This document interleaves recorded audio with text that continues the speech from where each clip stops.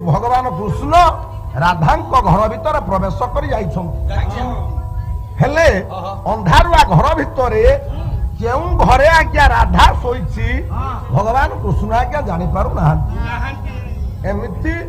चंद्रसेना एवं राधा जो घरे शोईथिले से घर भितर भगवान कृष्ण जाई पहुंची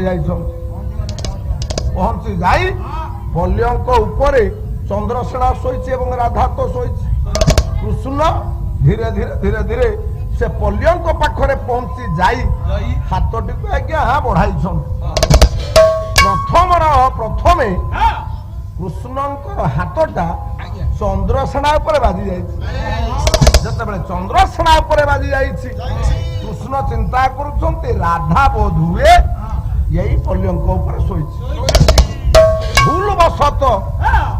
भगवान कृष्ण